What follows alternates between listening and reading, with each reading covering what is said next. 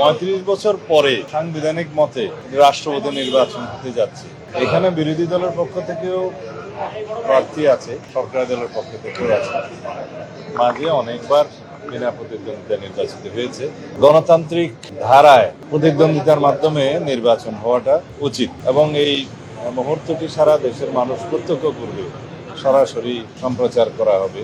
আশা করি দেশের মানুষ প্রত্যাশিত গণতান্ত্রিক চর্চা দেখতে পাবে এবং এর মধ্য দিয়ে আমাদের গণতন্ত্রের আবার নতুনভাবে সূচনা হবে। মাননীয় স্বরাষ্ট্রমন্ত্রী বিরোধী দলের পক্ষ থেকে তারা অভিযোগ করেছেন যে ৭০ অনুচ্ছেদের কারণে এখানে গণতান্ত্রিক যে মত প্রকাশের স্বাধীনতা সেটি বাধাগ্রস্ত হয়েছে। আপনার এই জায়গায় আপনাদের বক্তব্য কি?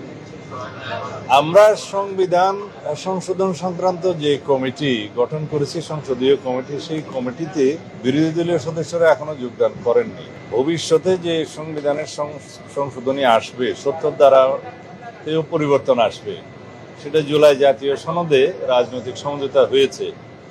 এখানে 4টি বিষয় উল্লেখিত আছে, তার মধ্যে 2টি বিষয়ে সব দল মোটামুটি একমত। একটা হচ্ছে অর্থ বিল, আর একটা হচ্ছে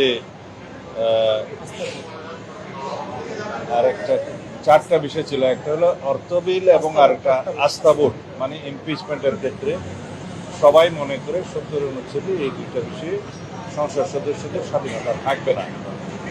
অন্য 2টা বিষয় সংবিধান সংশোধনী সংক্রান্ত বিলে এবং যদি কোনো সময় যুদ্ধ পরিস্থিতি হয় সেই সময় এই 2টার সময়ে দলের বাইরে ভোট দিতে পারবে কি পারবে না, এই বিষয়ে বিএনপির পক্ষ থেকে আমাদের নোট অফ ডিসেন্ট আছে যে এই 2টা বিষয়েও সংসদ সদস্যরা দলের মতামত অনুসারে ভোট দেবে। আরেকটি বড় বিরোধী দল তখন সংবিধান সংশোধনের ক্ষেত্রে দ্বিমত পোষণ করেননি। যুদ্ধ পরিস্থিতির ক্ষেত্রে এটা স্বাভাবিকভাবে দেশের স্বার্থে, সেটা জাতীয় স্বার্থেই এটা বিবেচনা করে আমরা মনে করেছি যে এই বিষয়ে দলের সদস্যরা দলের বাইরে ভোট দেওয়া ঠিক নয়।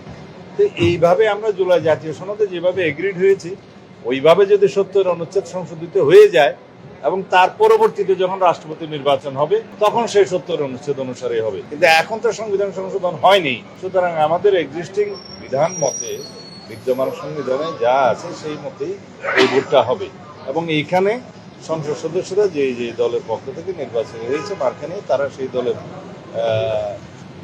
অনুসারে, সিদ্ধান্ত অনুসারে